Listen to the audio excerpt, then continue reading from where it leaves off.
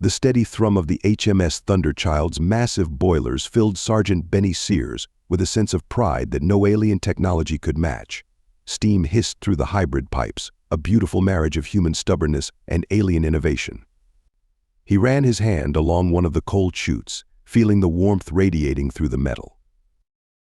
Still performing your ritualistic touching of the machinery, Sergeant T. Lara's melodic voice carried a hint of amusement. The Centorian engineer's iridescent scales shimmered under the red emergency lighting that was standard in the engine room. It's not a ritual, T. Lara. It's called preventive maintenance. Benny checked another reading on his tablet. And I don't care what you say, there's something honest about coal power. Something real. T. Lara's head frills fluttered, and what Benny had learned was their species' equivalent of an eye roll. Yes, coal-powered, as God intended you humans, and you're saying. She glided over to one of the hybrid control panels, her three-fingered hand dancing over the holographic display. Though I must admit, the efficiency improvements since we integrated the Centorian heat exchangers are impressive. See? Old school and new school, working together. Benny grinned as he made his way down the catwalk. The Thunderchild was a marvel, a mega battleship that combined centuries of human naval tradition with the best technology the Alliance had to offer. Below him, automated systems fed coal into the massive boilers, while antimatter containment fields harnessed the heat with an efficiency that would have made Benny's engineer great-grandfather weep with joy. Engineering, this is the bridge. Captain Cook's voice came through clear on the comm system. Status report. Engineering here, Sir. Benny responded. All systems nominal. We're running at 82% efficiency on the main boilers. Heat exchange is optimal. Very good, Sergeant. Maintain current. The captain's voice cut off as red alert klaxons began blaring throughout the ship. Benny's tablet lit up with urgent notifications as T. Lara's frills extended in alarm. Emergency alert, the ship's AI announced in its calm voice. Colony Outpost Xavier 7 has ceased all communications. All hands to battle stations. This is not a drill. Repeat, this is not a drill. Benny was already moving before the announcement finished, his hands flying over control panels as he began the process of bringing the massive boilers up to full combat power. Around him, his engineering team, human and alien alike, rushed to their stations. T. Lara, he shouted over the growing roar of machinery. Get the secondary heat exchangers online. We might need the extra power.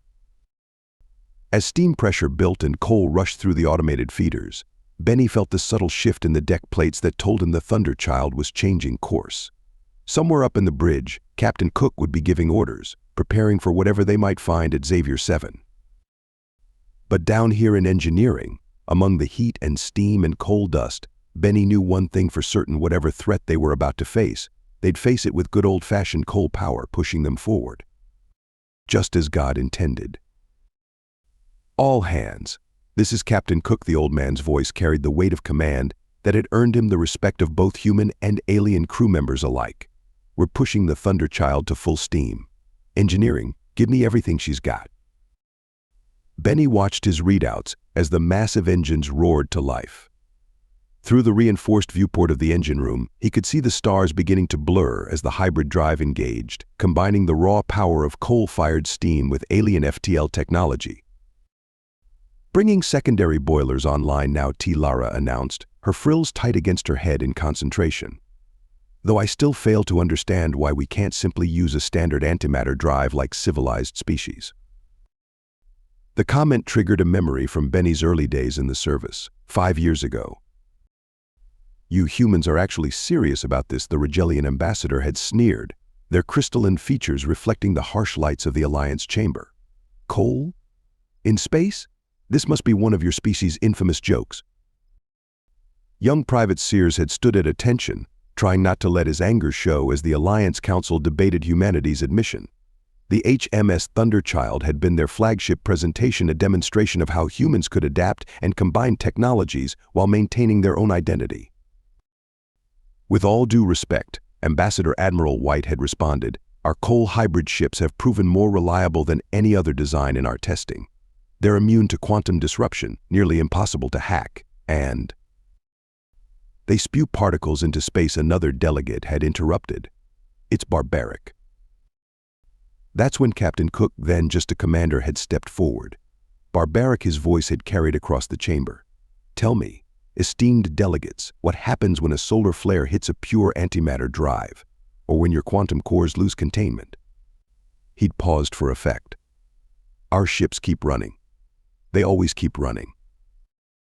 The memory faded as a fresh alarm demanded Benny's attention. Sergeant, one of his human engineers, Martinez, called out. We're getting some weird readings from the forward heat exchangers. Benny rushed to the control panel, Lara close behind him. The readings were off the charts, but not in a bad way. The alien tech was somehow pulling even more efficiency from the coal fire than they'd thought possible. Ship's AI, Benny called out. What's our current speed? We are currently operating at 115% of rated maximum speed, the AI responded coolly. Coal consumption is optimal. Heat exchange efficiency is at unprecedented levels. Lara's frills fluttered in disbelief. That's impossible. The mathematical models clearly showed. That's the thing about coal power, Benny grinned, adjusting the feed rate to match their increased speed. It's not about mathematical models, it's about feel, about knowing your ship. The deck thrummed beneath them as the Thunderchild tore through space, black smoke trailing behind them in a way that still baffled most alien sensors. The ship's AI began updating them on their approach to Xavier 7's system, but Benny was focused on his engines, on the perfect harmony of human tradition and alien innovation. Engineering. Bridge Captain Cook's voice cut through their concentration. Long-range sensors are picking up something ahead, something big. All hands prepare for potential combat operations. Benny shared a look with Lara, whose scales had taken on a paler hue. Whatever was waiting for them at Xavier 7, the Thunderchild would meet it head-on, driven by technology that most of the galaxy considered obsolete. You know what they say, Benny muttered as he began the combat preparation sequence. Old ways die hard. Lara's translator must have struggled with the idiom, but she nodded anyway, her frills now showing the determination he'd come to respect. Then let us ensure, she said, that it is not us who dies today. The Thunderchild pressed on through the void, her coal-fired heart burning bright and strong, racing toward whatever darkness awaited them at the edge of known space. Multiple contacts, the announcement echoed through the Thunderchild's comm system. Massive energy signatures at bearing 340 Mark II. Benny's hands flew over his controls, adjusting power flow as the massive battleship decelerated from FTL.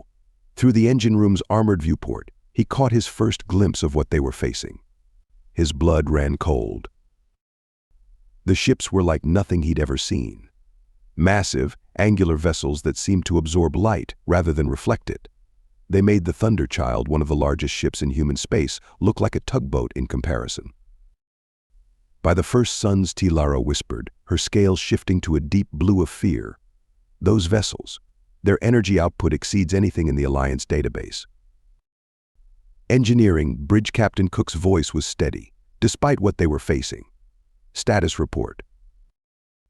All systems operational, Sir, Benny responded, forcing himself to sound calmer than he felt. Coal feeds are optimal, hybrid systems are. The ship shuddered violently. Energy weapon discharge detected, the ship's AI announced. Unknown type. All Alliance vessels in the area are reporting critical power failures. Through the viewport, Benny watched in horror as the sleek antimatter-powered ships of their response fleet began to drift, their lights flickering and dying. Some kind of purple-tinged energy field was spreading through space like a fog. Some kind of dampening field, Lara said, her frills twitching as she analyzed the readings. It's disrupting quantum fields, fusion reactors, antimatter containment. Everything. Everything except, Benny realized with a start, the Thunderchild's coal-fired heart. Bridge, engineering, Benny called out. We're unaffected. Whatever that field is, it can't touch our primary systems. Confirmed, Captain Cook responded. We're the only capital ship still under power. All hands, battle stations. Sergeant Sears, give me everything those boilers have got. Benny turned to his team. You heard the captain. Martinez, open the auxiliary feeds. T. Lara, reroute power from the affected systems to our conventional drives. Everyone else, get those pressure levels up. The enemy ships were moving now, their impossible forms gliding through space with unnatural grace. One of them fired again, but the Thunderchild's coal smoke, that same smoke that had earned so much mockery from the Alliance, seemed to confuse their targeting. The shot went wide. Multiple hull breaches detected on decks 5 through 8, the AI reported. Emergency containment holding. Enemy vessels attempting to establish quantum data link. T. Lara's frills suddenly shot up in surprise. "Sergeant, they're trying to hack our systems, but..." She laughed, a sound Benny had never heard from her before. "They can't interface with the coal-fired components. Their cyber warfare is useless against steam pressure and mechanical linkages." A sudden impact rocked the ship. Benny grabbed a railing to steady himself, watching as one of the massive alien vessels moved to flank them. Through the chaos, he could hear Captain Cook issuing orders, coordinating their response with the few other human vessels in the area, all of them powered by good old-fashioned coal. "Engineering team," Benny called out, his voice rising above the hiss of steam and the roar of battle. "Those alien bastards think they can come into our space and shut down our ships. Well, they don't know who they're dealing with. Show them what coal-powered human engineering can do." As his team scrambled to their tasks, Benny caught sight of something through the viewport that made his heart skip a beat. More alien ships were emerging from FTL, their dark forms blotting out the stars. But the Thunderchild's boilers burned hot and bright, her hybrid systems humming with power that no dampening field could touch. They were humanity's first line of defense against this unknown enemy. And by God, they would make that defense count. Hard to starboard, Captain Cook's order rang through the ship as another alien energy beam sliced through space where they'd been moments before. "Engineering, status." Benny wiped sweat from his forehead, the engine room now a blazing inferno of activity. "Boilers at maximum safe pressure, Captain. She's giving all she's got." The Thunderchild shuddered as her broadside batteries opened up, traditional gunpowder-based railguns throwing depleted uranium shells alongside hybrid plasma cannons powered by steam turbines. Through the viewport, Benny watched their salvos strike one of the alien vessels. Where advanced energy weapons had merely been absorbed by the strange hull, their primitive kinetic weapons tore through it like paper. "Would you look at that?" Martinez grinned from his station. "Sometimes you just can't beat good old-fashioned heavy metal moving really damn fast." The victory was short-lived. 3 more alien ships emerged from the purple fog, their forms seeming to twist reality around them. One of them turned toward the Thunderchild, its hull splitting open like a blooming flower to reveal something that made Benny's skin crawl. "Holy shit," he breathed. "Those aren't ships. They're alive." The creature within the ship was massive, a writhing mess of biomechanical components and crystalline structures. Its eyes, if you could call them that, locked onto their position. Sergeant T. Lara called out. "They're attempting another systems hack." But her frills rippled with what Benny had learned was amusement. "They still can't interface with our coal systems. Their biotech can't make sense of our primitive technology." The ship rocked again as they traded fire with the alien vessels. Through the command channel, Benny could hear reports from the other human ships in the area. The HMS Thunderer and HMS Victory were still in the fight, their coal-fired engines pushing through the dampening field, their hybrid weapons causing actual damage to the enemy. Bridge to engineering, Captain Cook's voice was tense. "We're picking up strange readings from the enemy fleet. They're trying to adapt to our weapons, but they seem confused by our heat signature. Sergeant Sears, how much smoke can you generate from those boilers?" Benny grinned. "Sir, you want us to smoke them out?" "Affirmative, Sergeant." "Let's show them why they call it a smoke screen." T. Lara, Benny shouted. "Disengage the emission scrubbers. Martinez, get me the high carbon coal from Storage Bay 3. Everyone else, prepare for maximum smoke generation."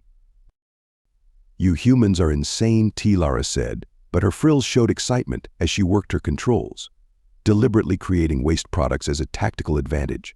It's brilliant," Benny suggested as he adjusted the coal feed. The Thunderchild stacks belched forth great clouds of black smoke, the particle density confusing the alien targeting systems even further. Their energy beams went wild, unable to lock onto the ship's true position through the artificial nebula they'd created. "It's working," came the cry from the bridge. "Their targeting efficiency is down 60%. All human vessels, coordinate smokescreen patterns."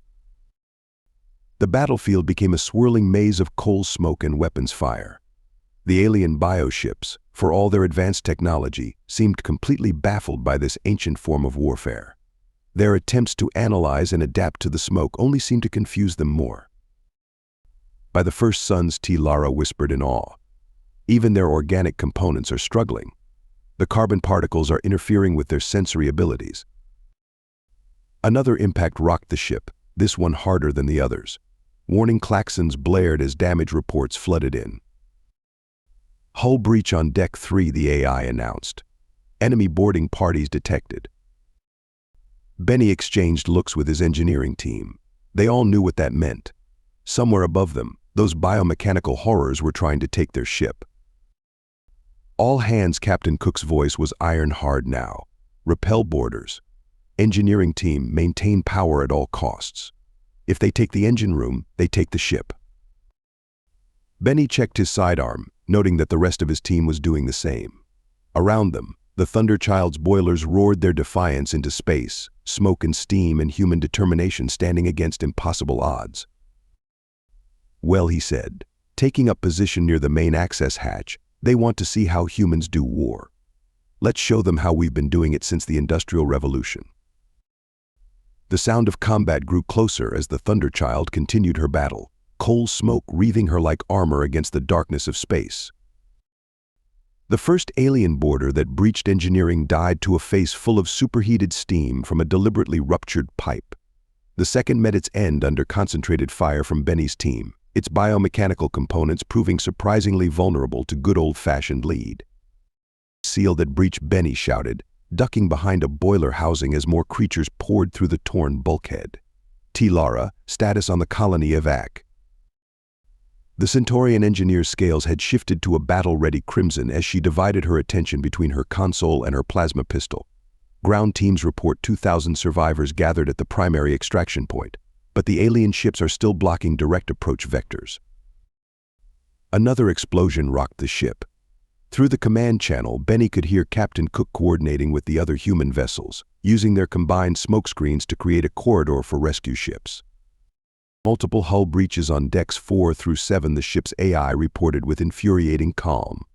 Enemy boarding parties are attempting to access critical systems, unable to prevent intrusion through conventional cyber warfare countermeasures. "That's because there's nothing to hack," Martinez called out triumphantly from his position near the main coal hopper. "Can't hack a pressure gauge. Can't hack a steam valve. Can't hack good old American coal."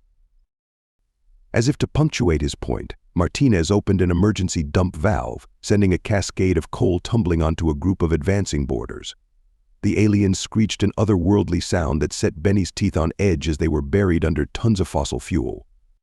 "Bridge to engineering," Captain Cook's voice cut through the chaos. "Status report." "Engineering secured," Sir Benny responded, firing another burst at a particularly persistent alien trying to breach their secondary barricade. "We've got boarders contained, and all critical systems are functional." "Good man. We've got rescue ships moving in now. I need everything those boilers can give us to maintain this smokescreen." Lara's frills suddenly snapped up in alarm. "Sergeant, the enemy vessels, they're changing formation. I think they've finally figured out what we're doing." Through the viewport, Benny watched as the massive bioships began to move in concert, their strange geometries creating patterns that hurt his eyes. The purple dampening field intensified, and with it came a new type of attack, some kind of energy pulse that seemed designed to ignite their coal reserves. "They're targeting our fuel," Lara shouted, "attempting to destabilize our coal storage." "Like hell they are," Benny growled, rushing to the main control panel. "Martinez, emergency vent sequence Delta. Lara, reroute power to the containment fields." The Thunderchild shuddered as they executed the maneuver, deliberately venting superheated steam into space through their external ports. The sudden thermal burst disrupted the alien energy pulse, buying them precious time.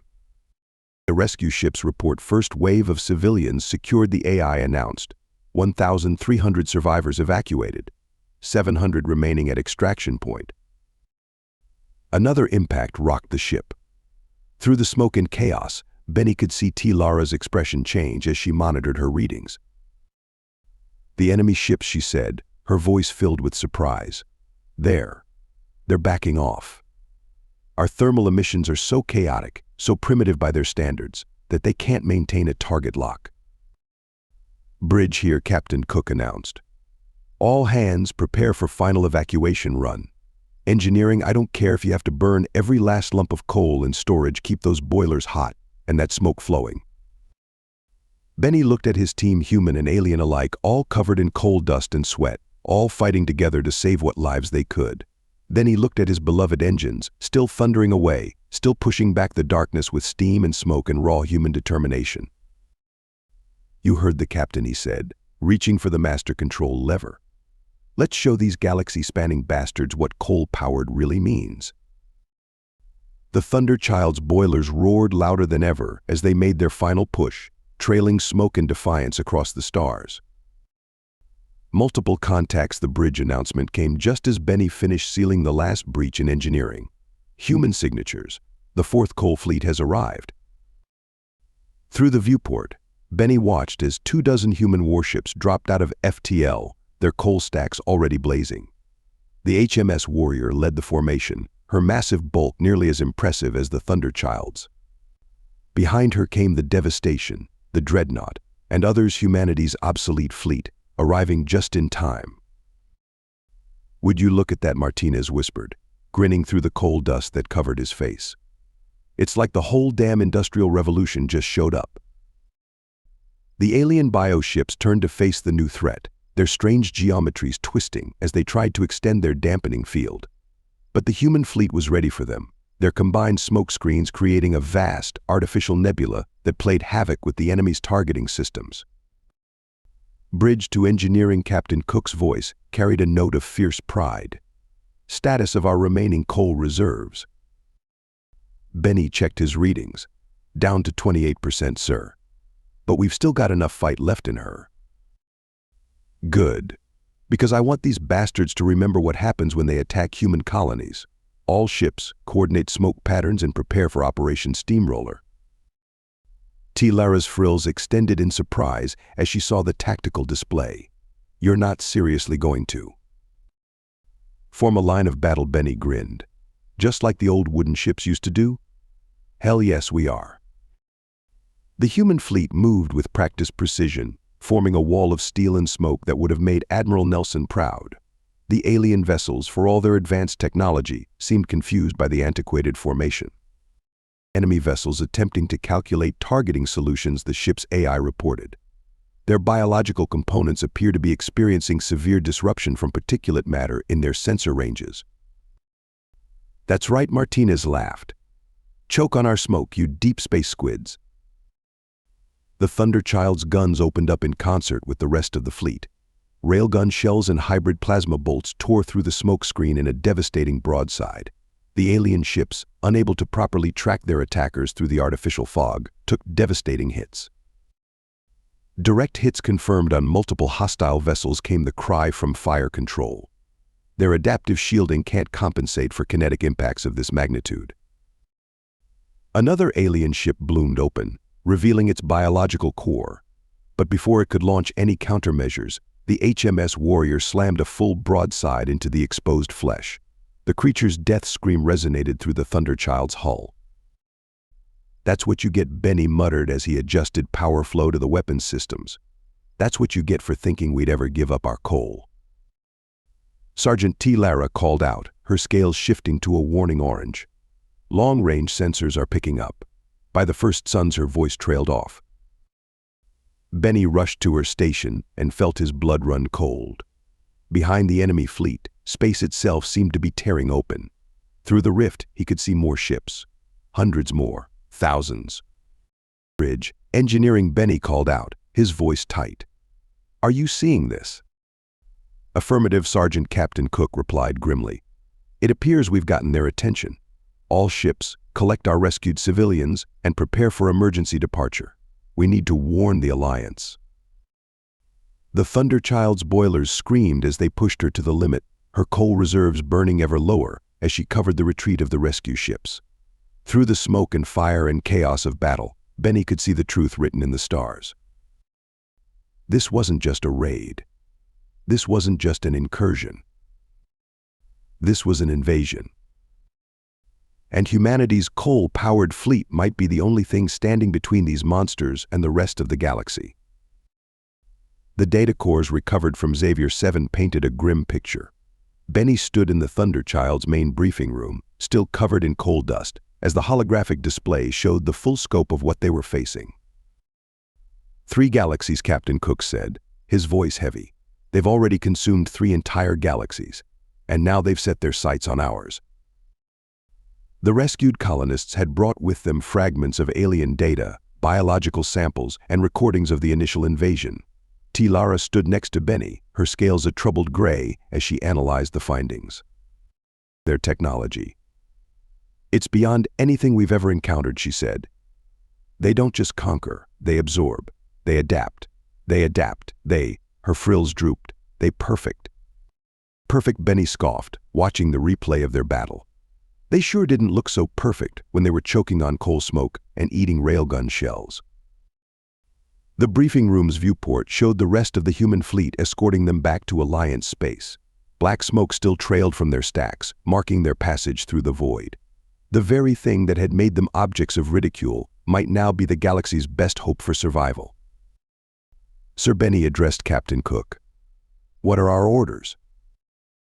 The old captain stood at the viewport, watching the stars streak by. "We make for Alliance HQ at full steam. The Council needs to see this." He turned to face his crew.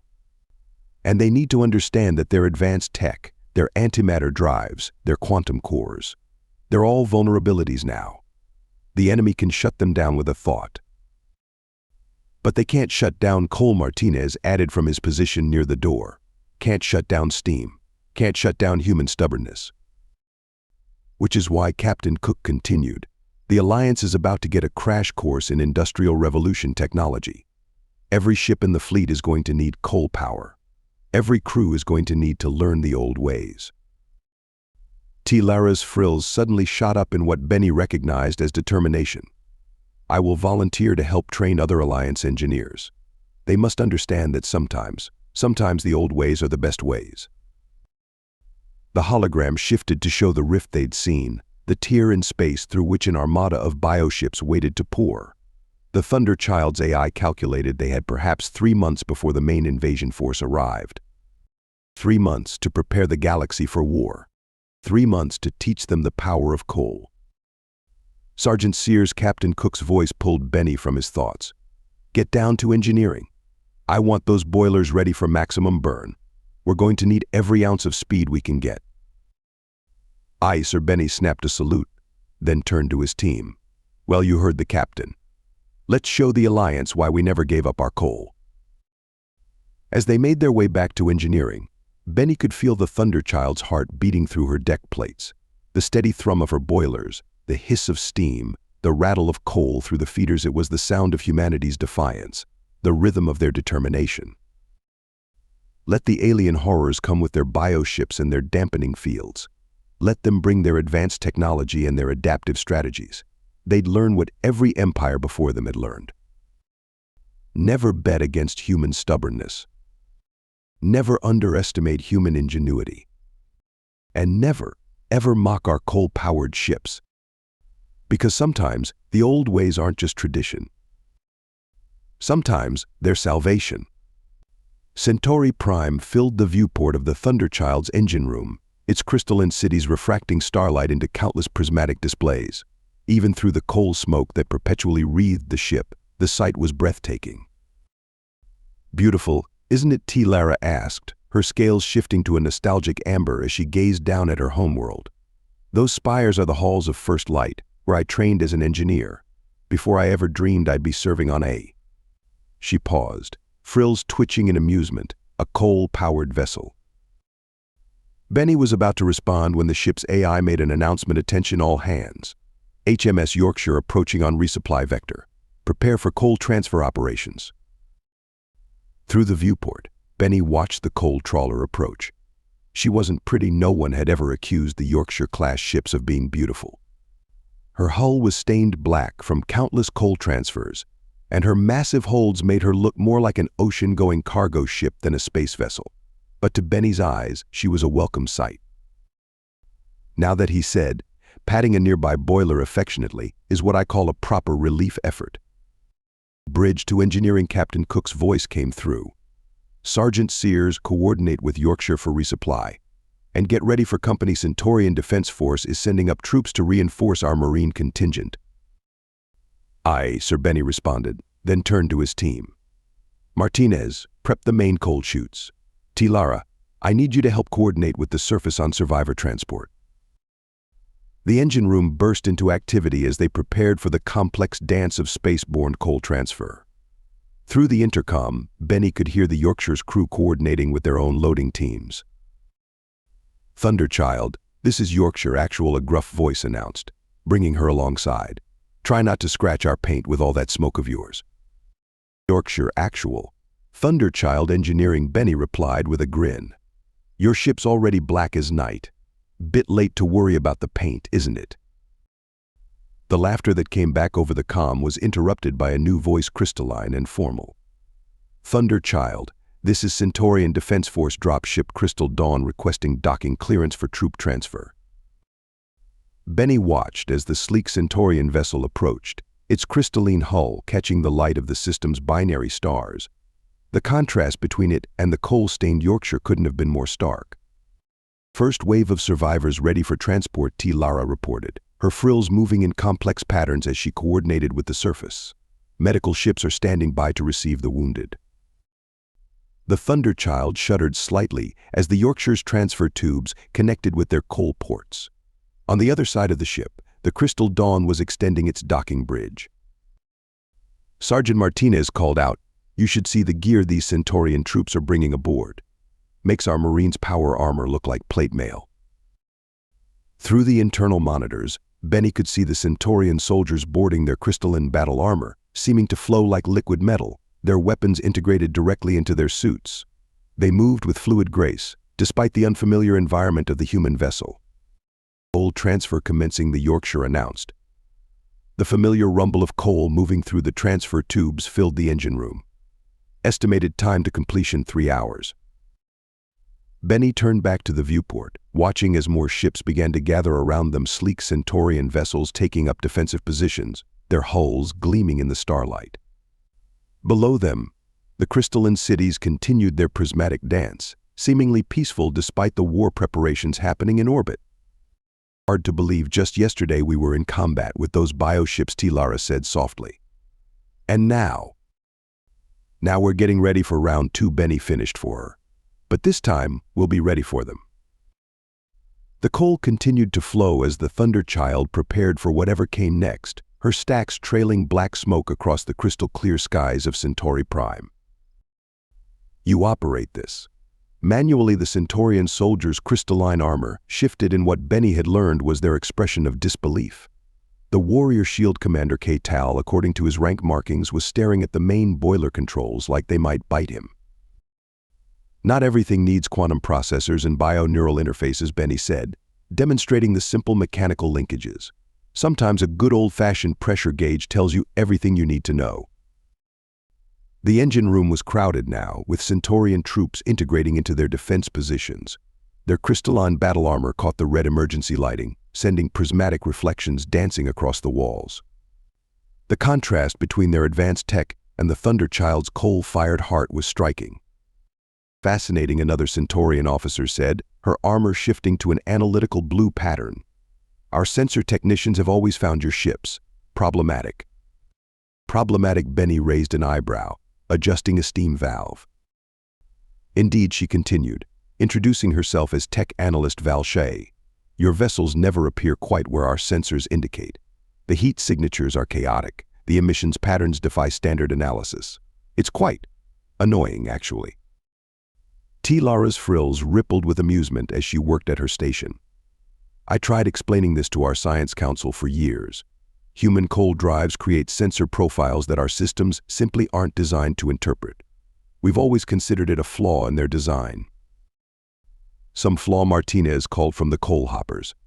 Saved our butts against those bioships, didn't it? Through the viewport, Benny could see the Centorian warships taking up formation around them. Their designs were beautiful, all crystalline angles and flowing lines. The newest addition, the CDF Eternal Light, was particularly impressive, its hull seemingly made of living crystal. Bridge to engineering Captain Cook's voice interrupted their discussion. Status on the coal transfer. 70% complete, Sir Benny reported. Yorkshire's crews are working double time. Good. The Centorian High Command has assigned 3 warships to our fleet. We'll need to brief their engineers on coal power integration protocols. Lara's scales shifted to attention orange. Sir, request permission to lead the briefing. I have experience in translating human engineering concepts for Centorian crews. Granted. Take Sergeant Sears with you. Those ships will need backup power systems they can trust when the dampening fields hit. Benny watched as more Centorian troops filed into their assigned positions. Their advanced weapons had been modified to interface with the Thunderchild's more primitive systems, another example of old and new working together. I still can't believe it, Shield Commander Keital said, watching the coal move through the transparent sections of the transfer tubes. Our most advanced ships disabled by the enemy's tech, while these steam-powered vessels continue to fight. Sometimes the old ways, Benny began, are the best ways. Lara finished with him, her frills dancing in what he now recognized as affection. You humans never stop reminding us of that. The ship's AI suddenly interrupted attention, all hands. Long-range sensors detecting unusual gravitational fluctuations at system edge. Analysis pending. Probably just coal smoke interference again, Martinez said, but Benny noticed the Centorian troops' armor had shifted to alert patterns. Through the viewport, he watched as the crystalline cities below continued their prismatic dance, unaware of the tension building in orbit. The Yorkshire was nearly finished with the coal transfer, and soon the Thunderchild would be back to full combat readiness. He just hoped they wouldn't need it too soon. You never really see it from the surface, Lara said softly, her scales shifting through gentle colors as she and Benny watched the final stages of the coal transfer through the engine room viewport. Below them, Centauri Prime's crystalline cities caught the light of the setting binary stars, sending rainbow cascades across the planet's surface. What's that? Benny asked, checking the pressure readings on Boiler 3. The smoke. Your ship's eternal clouds, she gestured to where the Yorkshire stacks were still trailing black wisps into space. From below, it looks like moving shadows against the stars. Some of our poets have written about it, the dark paths of our human allies, walking through the void. Before Benny could respond, the ship's intercom crackled. Engineering bridge. Captain Cook requires senior staff in the command center immediately. The command center was crowded when they arrived. Captain Cook stood with High Commander Vex Terra of the Centorian Defense Force, both studying a holographic display of the system. The Centorian's crystalline armor was shifting through concerned patterns.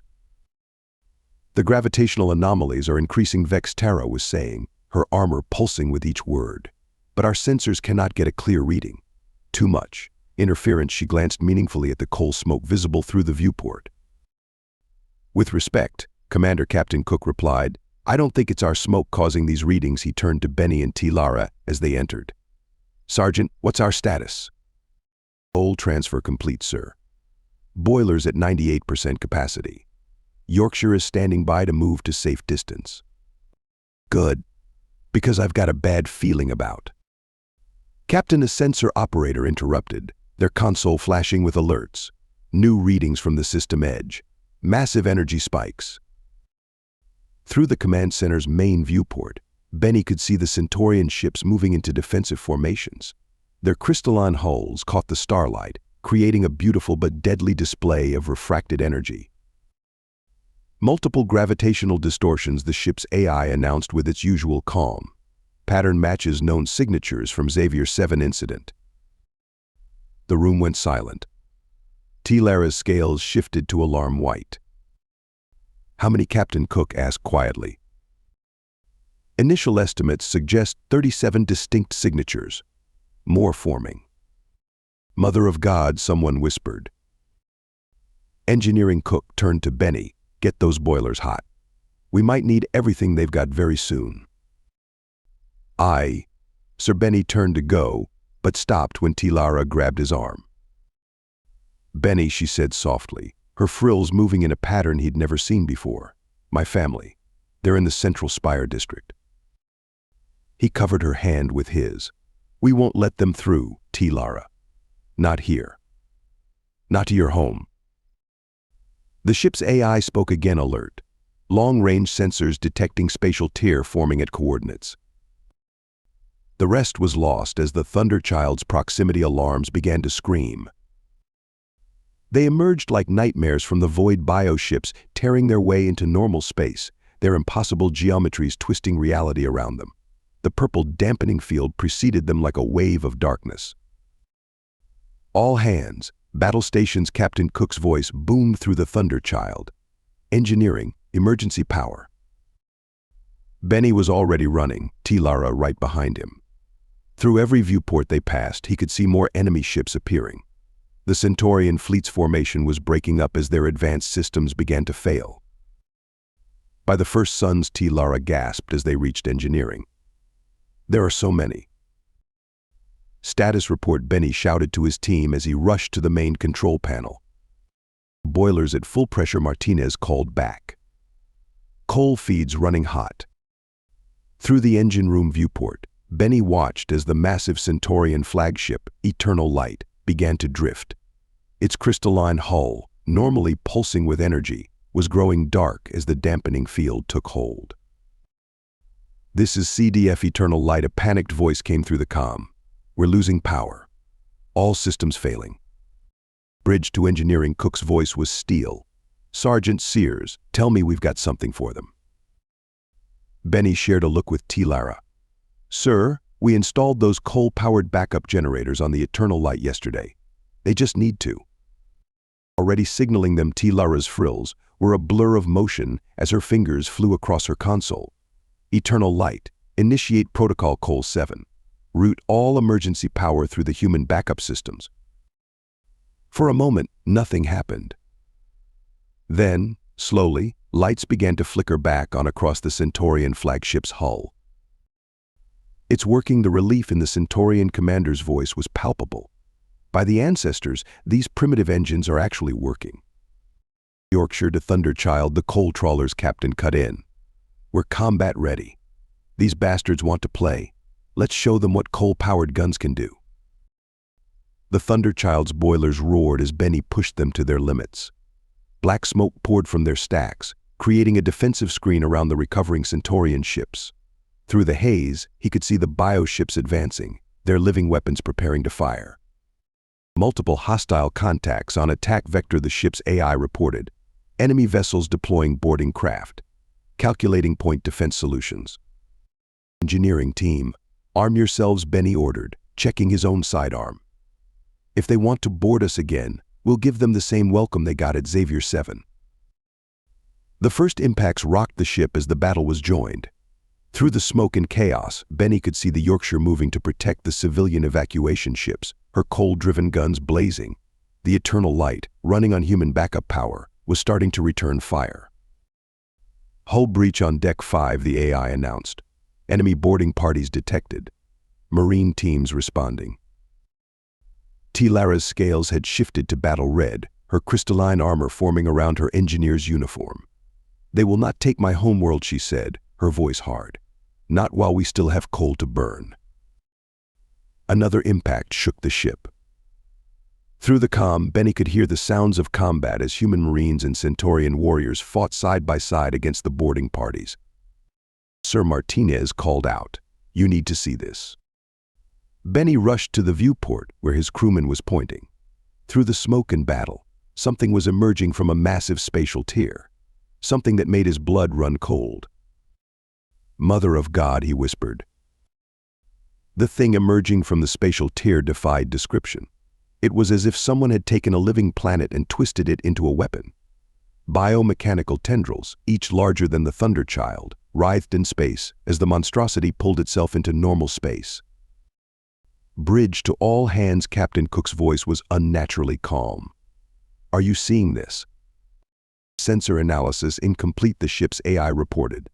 Entity masses approximately 1/8 of Earth's moon. Biological and mechanical components detected. Energy readings, unprecedented. Through the engine room viewport, Benny watched as the massive bioship's tendrils began to move with purpose. Smaller vessels were emerging from ports along its surface, hundreds of them. Sir Benny called to the bridge, permission to speak freely. Granted, Sergeant. That's not a ship. That's a mobile hive. Assessment confirmed. Lara's voice was tight as she read from her console.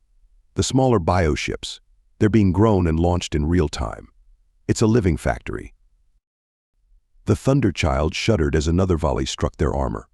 Around them, the battle raged. The Yorkshire was laying down covering fire for the eternal light, their combined smoke screens making targeting difficult for the enemy. But the sheer number of hostile ships was overwhelming. Engineering bridge. Status report. Boilers at 115%. Sir Benny reported, watching the pressure gauges climb into the red. She won't take much more. She'll take what we give her, Sergeant. We're all that stands between that thing and 7 billion Centaurians. Through the smoke and chaos, Benny could see the crystalline cities below. Somewhere down there was Lara's family, along with countless others. The massive hive ship's shadow was already darkening the planet's surface. Martinez, Benny shouted. Emergency coal feed to all boilers. Lara, reroute all non-essential power to the engines. Benny, Lara's frills were pale with concern. If we push her any harder, the boilers could. Sometimes you have to roll the hard 6, he said, grabbing the main control lever. Engineering to bridge. Requesting permission for burn protocol 0. There was a pause on the comm. Burn protocol 0 was theoretical, something they'd discussed but never attempted. It would push their coal hybrid systems beyond all safe limits. Do it, Cook ordered. Yorkshire, fall back and coordinate with eternal light. All hands, brace for emergency maneuver. Benny turned to his engineering team. This is it, people. Show them what coal-powered really means. The Thunderchild's boilers screamed as they were pushed beyond their limits. Black smoke poured from her stacks in unprecedented volumes, creating a dark nebula around the ship. The deck plates began to vibrate at a frequency that made Benny's teeth ache. Multiple hull breaches detected, the AI announced. Internal temperature exceeding safety parameters. Structural integrity at 70% and falling. Through the viewport, Benny watched as the hive ship's tendrils reached toward them, its surface rippling as it produced more bioships. But something was happening to their smoke screen. The extreme heat from their overtaxed engines was creating strange patterns in space, refracting light in ways that seemed to confuse the enemy's targeting systems. Sir Martinez called out. The smoke. Look at the smoke. The massive clouds of coal smoke were starting to spiral, transformed by the heat and physics of their desperate gambit into something new, something impossible. Mother of God, Captain Cook's voice came through the comm. Sergeant, are we seeing what I think we're seeing? Before Benny could respond, Lara's console erupted with alerts. Energy spike. The hive ship is. The rest of her words were lost as reality itself seemed to tear open around them, and the true scale of what they were facing finally revealed itself. The fabric of space itself was tearing apart before their eyes. Through the rents in reality, Benny could see things, shapes that hurt to look at, geometries that shouldn't exist, and more hive ships. So many more. Multiple dimensional breaches detected, the Thunderchild's AI announced with unsettling calm. Count exceeds safe observation parameters. Safe observation parameters be damned, Captain Cook's voice cut through the chaos. Engineering, status. Benny tore his eyes away from the viewport, focusing on his gauges. The Thunderchild's boilers were screaming, pushing far beyond their design limits. The superheated coal smoke pouring from their stacks was creating strange patterns in space patterns that seemed to interact with the reality tiers in unexpected ways. "Sir," he reported, "we're at 130% and climbing. She won't take much more of this." Look, Lara's frills were extended in shock as she pointed through the viewport. Where their superheated smoke met the reality tiers, something strange was happening. The breaches were wavering. "Bridge, engineering," Benny called out. "Are you seeing this? The smoke, it's affecting the tiers." Through the command channel, they could hear the Yorkshire's Captain Thunderchild. "We're seeing the same thing. Our smoke's making them unstable." Another blast rocked the ship as more bioships poured through the tiers. The hive ships were now fully emerged, their massive forms blotting out the stars. But where the coal smoke touched them, their biomechanical surfaces seemed to recoil. Sergeant Martinez called from his station. "The temperature readings in the smoke clouds, they're off the charts. Something about the physics out here, it's changing how the smoke behaves." Benny watched as another reality tier began to form, but as it intersected with their smoke trail, it sputtered and failed to fully manifest. His engineer's mind raced with the implications. Lara, he turned to the Centorian engineer. "Your people's scientists, didn't they say our smoke patterns defied normal physics?" Her scales shifted to revelation gold. "Yes, the chaotic thermal patterns, the way they interact with space-time. By the first suns, Benny, are you thinking?" Bridge Benny cut in. "Captain, I think we've got something. Request emergency communication with all coal-powered ships." Granted, Cook responded instantly. "What are you seeing, Sergeant?" Through the viewport, Benny watched as another tier failed to fully open where the Yorkshire's smoke trail intersected it. Below them, Centauri Prime's crystalline cities still gleamed, untouched by the battle raging above. If he was right about what they were seeing. "Sir," he said, his voice firm with conviction, "I think we just found out why God intended ships to be coal-powered." The Thunderchild's boilers roared their defiance as more hive ships emerged, but now, for the first time since the battle began, they had hope. In the clouds of black smoke that had so long been mocked as primitive and obsolete, they'd found their weapon. They just had to figure out how to use it. "There's a pattern." Benny's hands flew over his control panel as he analyzed the smoke formations. "Lara, look at these heat signatures." The Centorian engineer's frills rippled with excitement as she studied the data. Where the superheated coal smoke intersected with the reality tiers, complex mathematical patterns were forming in the fabric of space itself. "The thermal dynamics," she said, her scales shifting to analysis blue, "they're creating quantum-level disruptions. The same reason our sensors could never properly track your ships is the same reason they can't maintain their tiers in our smoke," Benny finished. "Bridge, we need to coordinate with Yorkshire and the other coal ships. We're not just making smoke screens anymore, we're making reality barriers." "Explain quickly," Sergeant Captain Cook ordered as another blast rocked the ship. Through the viewport, they could see more bioships emerging from the tiers that weren't blocked by smoke. "Sir, the physics of space out here is affecting how our smoke behaves. The superheated particles are creating, Lara, what would you call it?" "Quantum thermal barriers," she replied, her frills dancing with scientific excitement, even as her battle armor shifted to combat mode. "The coal smoke particles, when heated beyond normal parameters, are generating localized space-time disruptions." In English, Sergeant Cook demanded as another impact shuddered through the ship. "Sir, our smoke can seal their holes in reality. We just need to get hot enough and create the right patterns." There was a brief pause on the comm. "Yorkshire Actual here," the other captain cut in. "Our sensors are confirming Thunderchild's readings. The smoke isn't just blocking their vision, it's blocking their ability to tear through space." Bridge to engineering Cook's voice was steel. "What do you need?" Benny shared a look with Lara, who nodded. "Sir, request permission to take manual control of all smoke venting systems, and get me a direct line to every coal ship in the fleet. We need to coordinate our smoke patterns." "Granted. Yorkshire, all coal ships converge on Thunderchild's position. Engineering has tactical control of smoke operations." Martinez, called out from his station. "Boiler 4 is showing critical pressure levels." Vent it through the auxiliary stacks, Benny ordered. T. Lara, calculate optimal thermal distribution for maximum quantum disruption. Through the viewport, they could see the Yorkshire and other coal-powered ships moving into formation.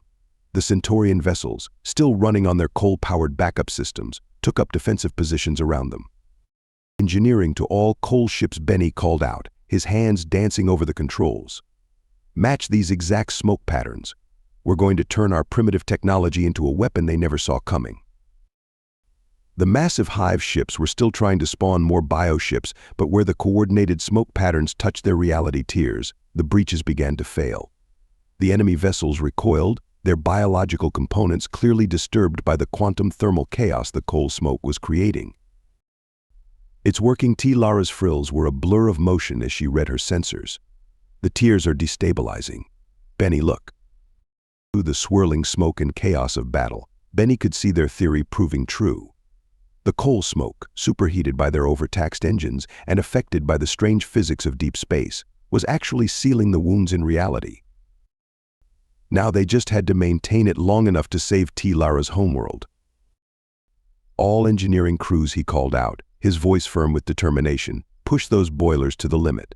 Today we show the galaxy why humans never gave up their coal. The Thunderchild's engines roared as they prepared for their next move, black smoke trailing behind them like a banner of defiance against the impossible odds they faced. Form up on Thunderchild, Captain Cook's voice rang through the fleet comms. Diamond formation, maximum smoke output. The coal-powered ships moved with precision that would have made ancient naval commanders proud. Yorkshire took port position, her stacks belching superheated smoke in perfect synchronization with Thunderchild's patterns. The other coal ships, Warrior, Devastation, and Thunderer, filled in the formation, their combined smoke trails creating a complex geometric pattern in space.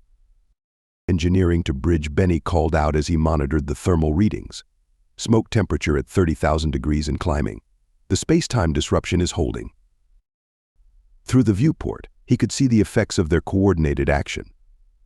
The reality tiers were sealing shut where their smoke patterns touched them, the quantum thermal barrier creating a wall that even the hive ships couldn't breach. The largest hive ship is showing signs of distress, T. Lara reported, her scales rippling with excitement. Its biological components are reacting negatively to the quantum disruption. The Centurion vessels, still running on their coal-powered backup systems, had formed a defensive ring around the coal ships. Their crystalline weapons might have been powered by steam, but they still packed a punch. Eternal light to Thunderchild, the Centurion flagship's commander called. Our weapons are yours to command. Tell us where to hit them. There, Benny pointed to a spot where the smoke patterns had revealed a weakness in the hive ship's biomechanical armor. That junction point, the smoke's making it visible. The Eternal Light's crystal-focused weapons opened up, their beams somehow amplified by passing through the coal smoke. They struck the hive ship at exactly the point Benny had identified. The massive entity shuddered, its tendrils writhing in what had to be pain. It's working, Martinez shouted from his station. Their biological systems can't handle the quantum chaos our smoke's creating. All coal ships, maintain formation, Cook ordered. Engineering, give me everything those boilers have got. Benny's hands flew over his controls, pushing the Thunderchild's engines beyond anything they were designed for. The deck plates were vibrating at a frequency that made his teeth ache, but he couldn't stop now. T. Lara, he called out. Redirect emergency power to the smoke condensers. We need to increase particle density. The Centurion engineer's frills were a blur as she worked her console. Density increasing. The quantum thermal barrier is strengthening. Through the swirling smoke and chaos of battle, Benny could see their strategy working. The hive ship's attempts to spawn new bioships were failing as the reality tiers sealed shut. Its massive form was actually recoiling from the coal smoke, like a living thing touching a hot stove. Look, Martinez pointed through the viewport. The other hive ships, they're trying to retreat. Oh no, you don't, Benny muttered, adjusting the smoke patterns. You don't get to run after what you tried to do here. Yorkshire, Warrior, cross your smoke trails with ours. The coordination between the coal ships was perfect, centuries of naval tradition combined with space-age warfare. their smoke trails intertwined, creating a web of quantum disruption that trapped the hive ships in place. Bridge to engineering, Cook's voice carried a note of fierce pride.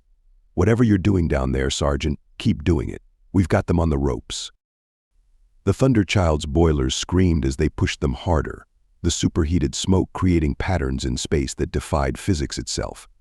Around them, the combined human Centaurian fleet pressed their advantage, pouring fire into the weaknesses revealed by their smoke. For the first time since the battle began, victory seemed possible.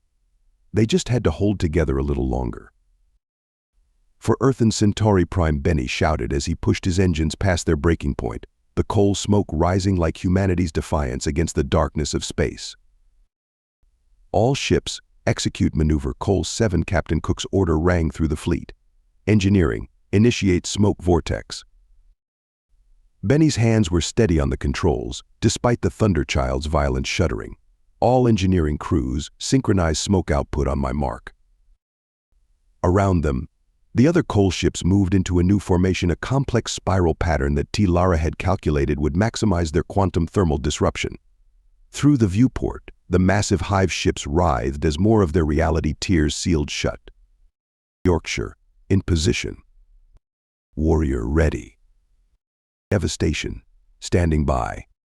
Thunderer, awaiting your signal. Now Benny ordered, throwing the main smoke control lever to maximum. "Full burn, all ships." The combined output of 5 coal-powered ships, their engines pushed far beyond safety limits, created something unprecedented in space. The superheated smoke began to spiral, caught in the gravitational forces of their coordinated movement.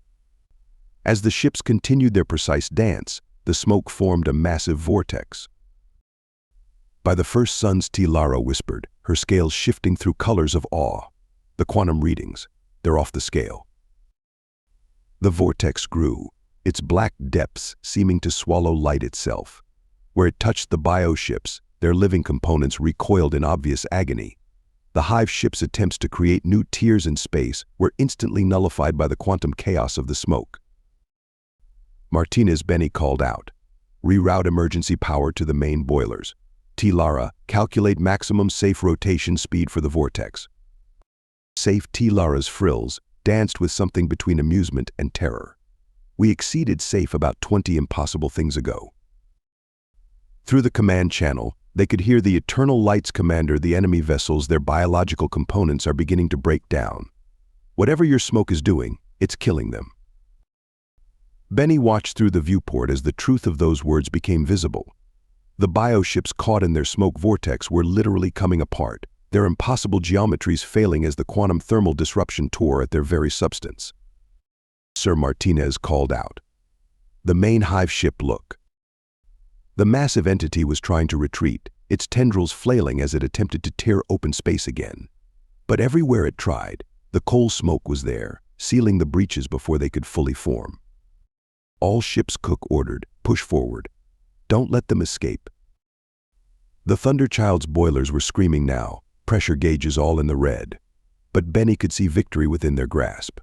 The smoke vortex had become a weapon unlike anything the galaxy had ever seen. Primitive technology turned into their salvation. "Lara," he said, not taking his eyes off his controls, "remember how your people used to mock our coal smoke?" Her frills rippled with amusement even as her hands danced across her console, helping maintain the vortex. "I believe I owe humanity several thousand apologies."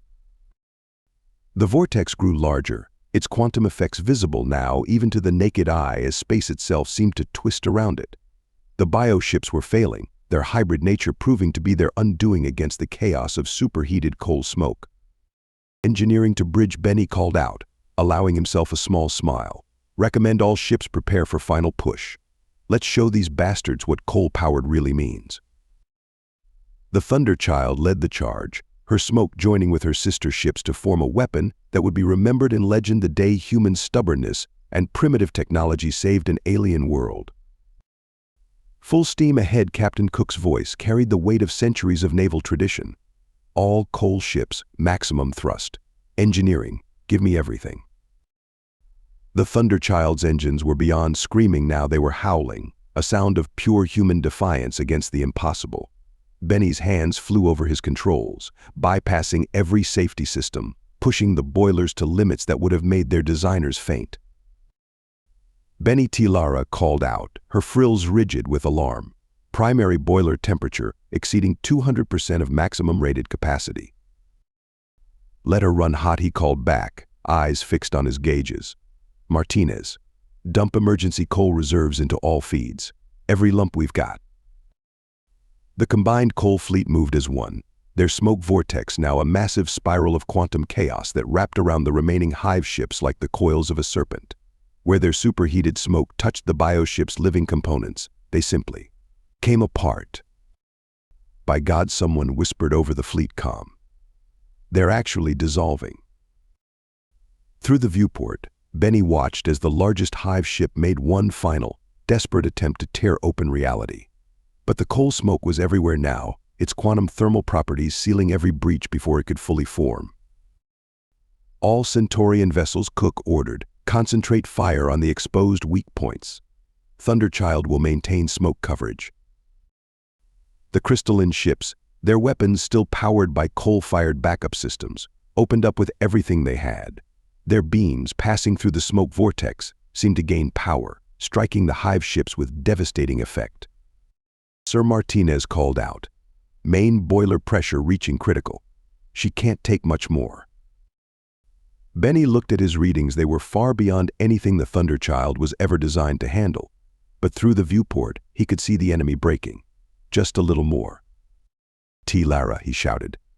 Reroute all non-essential power to the smoke condensers. Every last bit. Her scales shifted to determination red as she worked her console. Rerouting power. Life support running on backups. Artificial gravity failing on decks 3 through 7.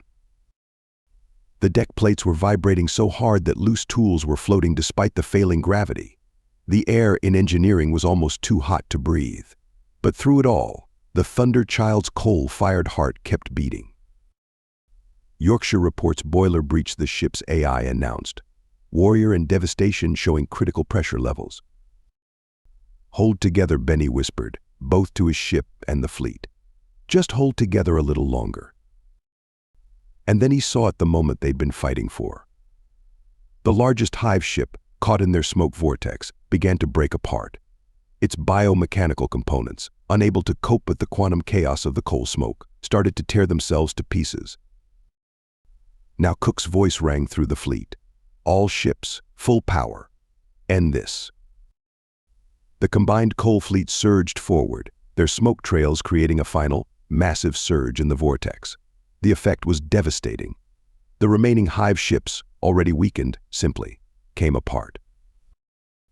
Enemy signatures dropping rapidly, the AI reported with its usual calm. Quantum tear events decreasing. Biological components showing total systemic failure. Through the chaos and smoke, through the screaming of overtaxed engines and the thunder of combat, Benny watched as their impossible victory unfolded. The bioships were either retreating through what few tears they could still create or breaking apart in the quantum storm of coal smoke. Bridge to engineering, Cook's voice was thick with pride. Well done, Sergeant. Well done, everyone. Secure from general quarters. Take us home. Benny looked at his team, human and Centaurian alike, all covered in coal dust and sweat, all wearing expressions of exhausted triumph. Above them, Centauri Prime still shone, its crystalline cities untouched by the enemy that had meant to consume them. They'd done it.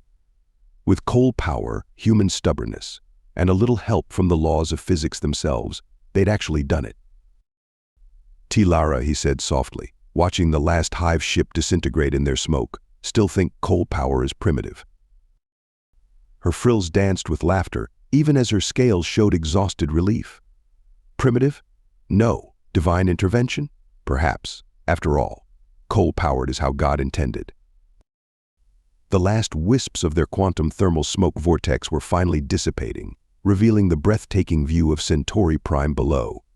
Through the Thunderchild's engine room viewport, Benny could see the crystalline city still gleaming, untouched by the battle that had raged above them. Damage report complete, the ship's AI announced. All boilers showing extreme stress fatigue. Recommended minimum 48 hours of cool down before next firing sequence. "Worth it," Martinez muttered from his station, still grinning despite his exhaustion. "Every damn lump of coal worth it." Lara's scales had settled into a peaceful blue as she worked at her console. Civilian casualty report from the surface 0. The combined smokescreen prevented any enemy weapons from reaching the population centers. Her frills rippled with emotion. "My family. Everyone. They're all safe." Engineering. Bridge Captain Cook's voice was weary but proud. "The Centurion High Command sends their formal thanks. They're requesting permission to study our— what did they call it, Lara?" "Quantum thermal smoke disruption technology," she replied, her frills showing amusement. "Though I tried to explain it's really just coal smoke doing what coal smoke does." Through the viewport, they could see the Yorkshire and other coal ships being swarmed by Centurion engineering vessels, their crews eager to learn more about the primitive technology that had saved their world. The Eternal Light's crystal hull was still stained black from the battle, but they were wearing those stains like badges of honor. Sir Benny called to the bridge, "Request permission to begin boiler cool-down sequence." "Granted, Sergeant. Take good care of her. She earned her rest today."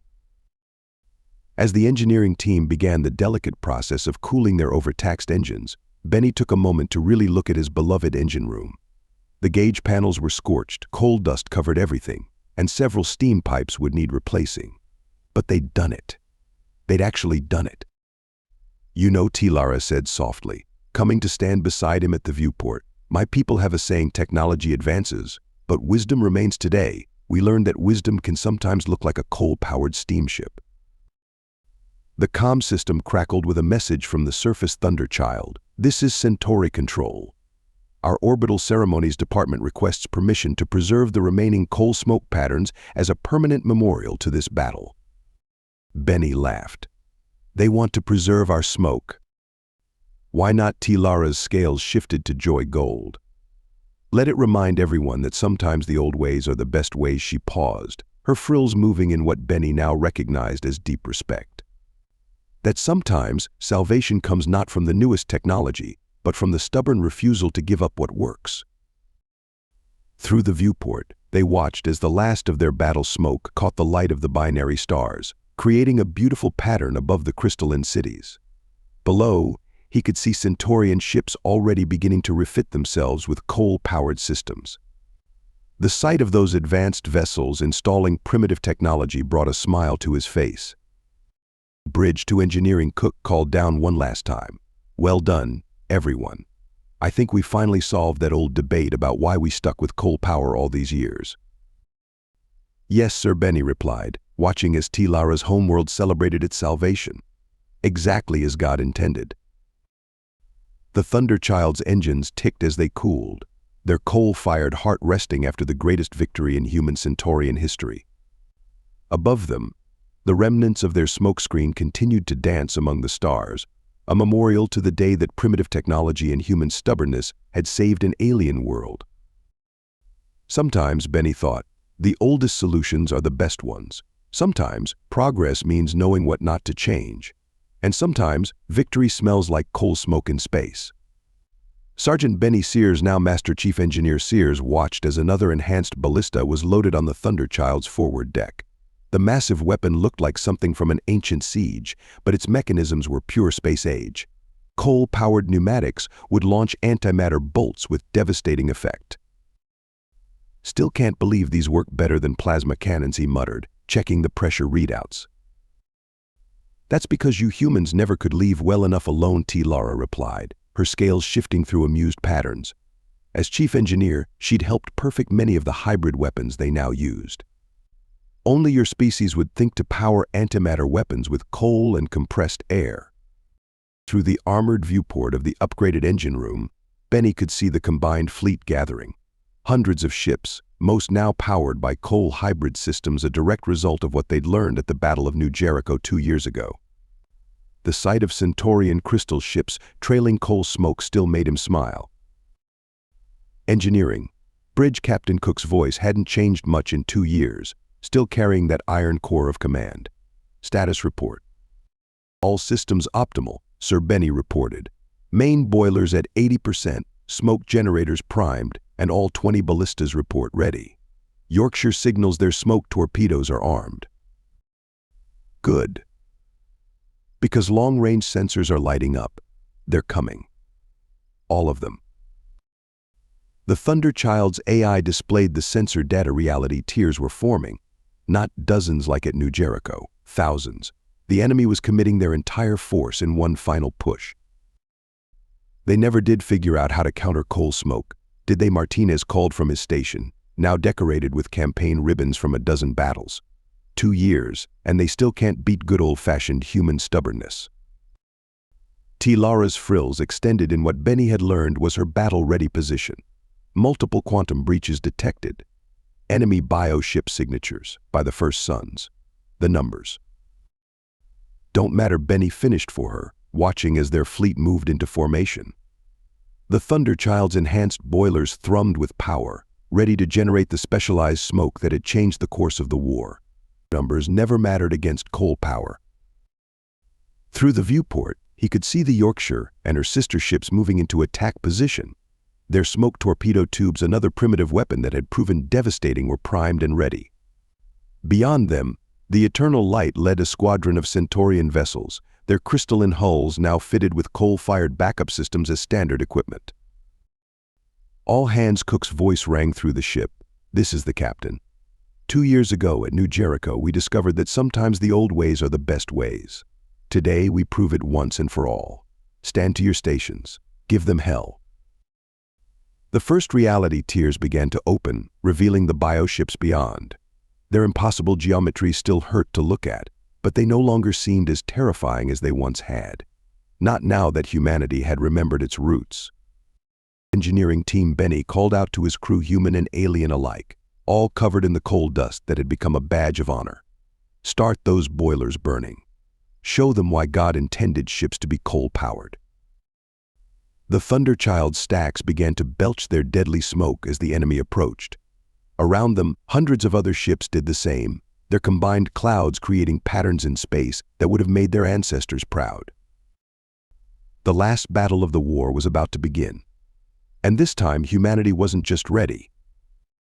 They were eager. Broadside pattern Delta. Captain Cook's order rang through the fleet.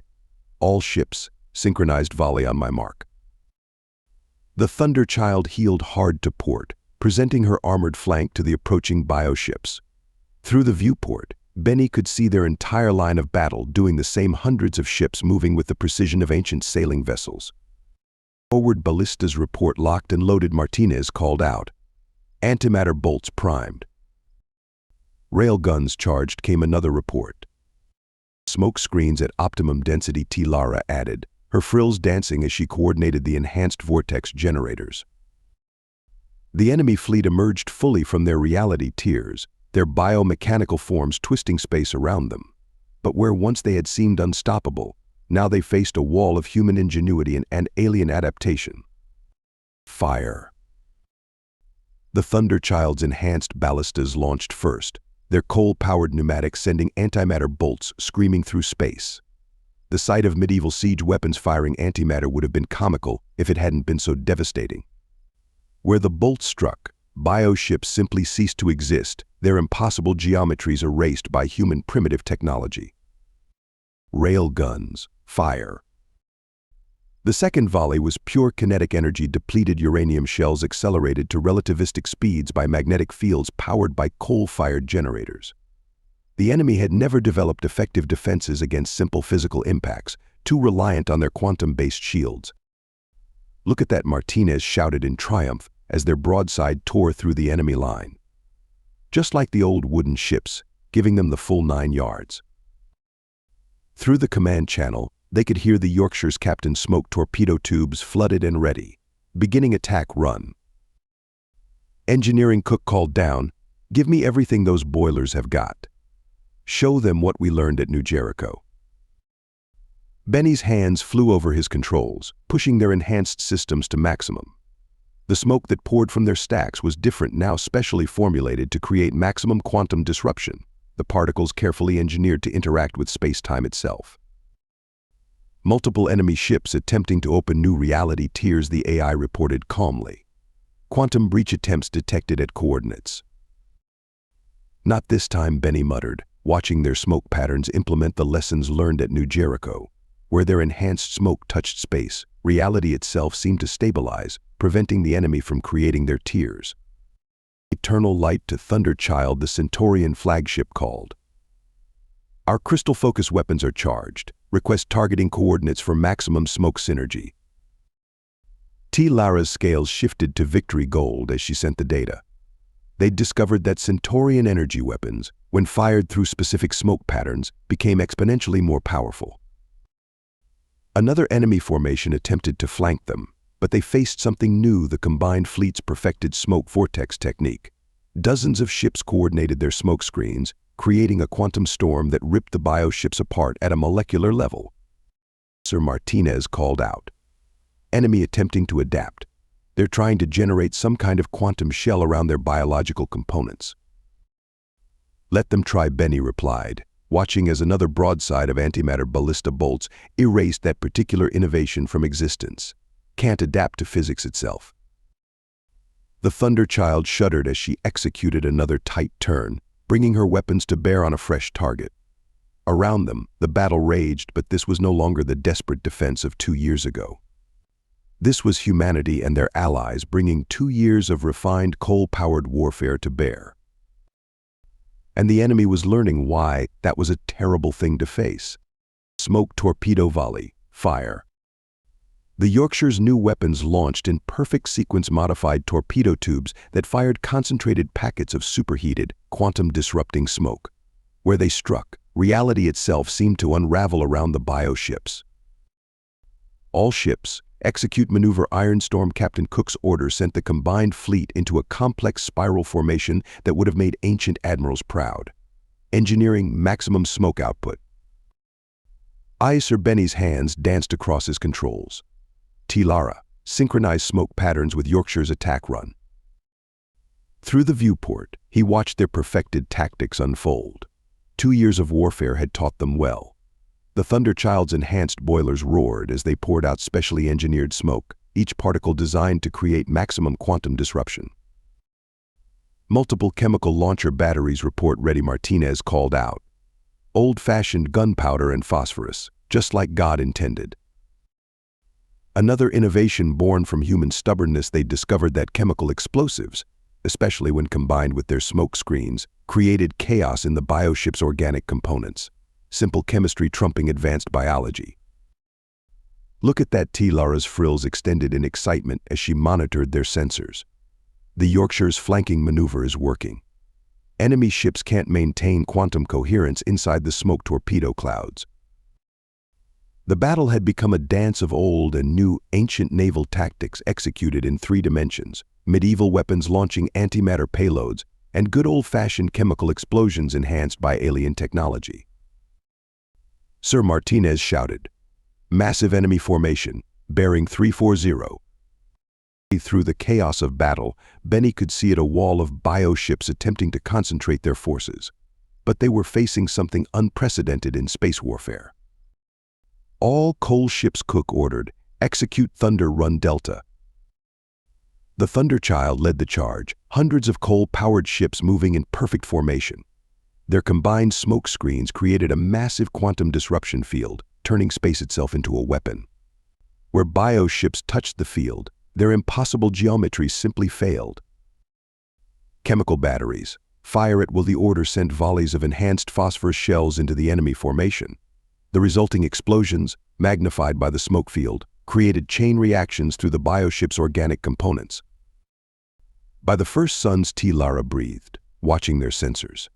The enemy fleet, they're actually retreating from the smoke fields. But there was nowhere for them to retreat to. The combined fleet had perfected their encirclement tactics over 2 years of warfare. Everywhere the bioships turned, they faced walls of quantum-disrupting smoke and salvos of primitive weapons that their advanced defenses couldn't handle. Yorkshire reports smoke torpedo reserves at 60%, the AI announced. Enemy casualties mounting, unable to provide exact count due to quantum interference patterns. Benny watched as another enemy formation dissolved under their combined assault. Chemical explosions mixed with antimatter annihilation, railgun impacts hammered through weakened hulls, and through it all, their smoke continued to deny the enemy their reality-tearing advantages. Engineering to bridge, he called up, allowing himself a grim smile. Main boilers still have plenty to give, sir. Just say the word. Oh, we're not done yet, Cook replied, and Benny could hear the steel in his voice. Because something big is coming through that last reality tier. Something we've been waiting 2 years to face. Through the swirling smoke and chaos of battle, Benny could see it, a massive tier forming, larger than any they'd seen before. Something was coming through, something that dwarfed even the HYF ships they'd faced at New Jericho. All hands, Cook's voice was calm despite what they were facing. Prepare for maximum effort. It's time to end this war. The Thunderchild's boilers roared as they prepared for what was coming, her smoke trails marking humanity's defiance against the impossible. The command HYF ship that emerged from the massive reality tier made the others look like children's toys. Its biomechanical form twisted space in ways that made Benny's eyes water just looking at it. Sweet Mother of God, Martinez whispered. That thing's bigger than New York. Size doesn't matter, Benny replied, his hands steady on the controls. The bigger they are, the more coal smoke it takes to bring them down. Lara finished, her scales shifting to battle red. All smoke generators at maximum output. Particle density at 120%. All ships, Captain Cook's voice cut through their awe. Execute final victory formation. Everything we've got. Everything we've learned. Engineering, give me a miracle. Aye, Sir, Benny called back. Martinez, open the emergency coal reserves. Lara, reroute all non-essential power to the smoke generators. Time to show them what 2 years of practice looks like.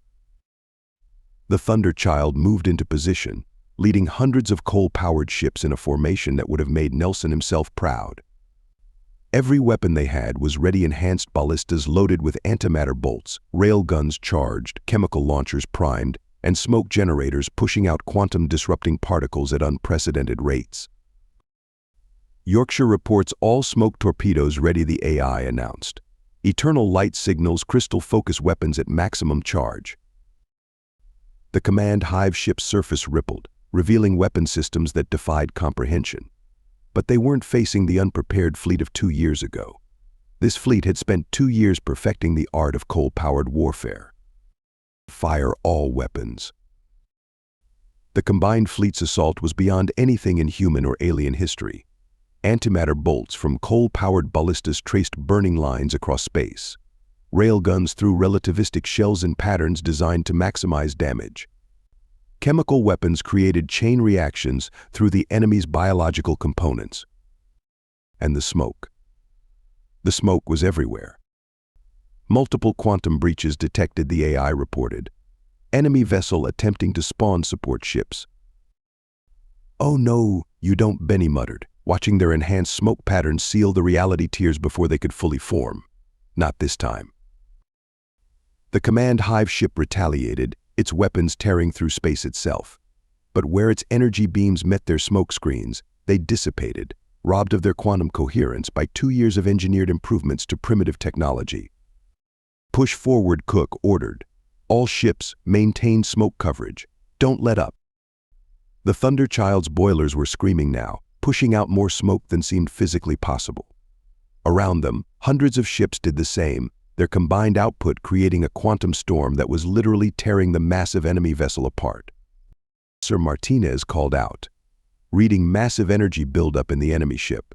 They're trying something. Through the viewport, Benny could see at the command HYF ship's surface was beginning to glow with impossible energies. Whatever they were planning, it would be big. All ships, Cook's voice was steel. This is it. Everything we've got. Every weapon, every scrap of coal, every trick we've learned. Engineering. Already on it, Sir Benny replied, hands flying over his controls. Lara, initiate victory protocol. The Thunderchild's enhanced systems responded instantly, her engines pushing out smoke that seemed to bend reality itself. Around them, the combined fleet moved as one, bringing 2 years of perfected warfare to bear on humanity's greatest enemy. The final moment of the war was at hand. The command hive ship's final attack never came. As its surface built to critical energies, it found itself caught in humanity's ultimate weapon, 2 years of refined coal-powered warfare unleashed at once. All ships, execute Cook's order, sent the combined fleet into their final maneuver. The Thunderchild led the charge, her enhanced smoke systems creating patterns that would have been impossible 2 years ago. Every lesson learned since New Jericho, every refinement, every discovery, all brought to bear in one perfect moment. Multiple smoke torpedo hits. Lara called out, her frills dancing with fierce joy. Enemy hull integrity failing at quantum level. Through the viewport, Benny watched their victory unfold. The Yorkshire smoke torpedoes struck in precisely calculated patterns, creating zones where reality itself rejected the bioship's existence. Rail guns from 100 ships threw depleted uranium shells through the weakened points, while antimatter ballistas turned huge sections of the enemy vessel into pure energy. Chemical battery volleys, Fire Martinez's order, sent waves of enhanced phosphorus shells into the chaos. Where they exploded, the reaction was magnified by their smoke screens, creating chain reactions through the enemy's biological components. By God, someone whispered over the fleet channel, it's actually working. The command hive ship was coming apart, its impossible geometries failing as every primitive weapon humanity had perfected struck at once. Reality tears tried to form around it, but their smoke was everywhere now, denying the enemy even the possibility of escape. Sir Lara's scales shifted to victory gold, reading total quantum collapse in the enemy vessel's core. There. The explosion, when it came, was like nothing Benny had ever seen.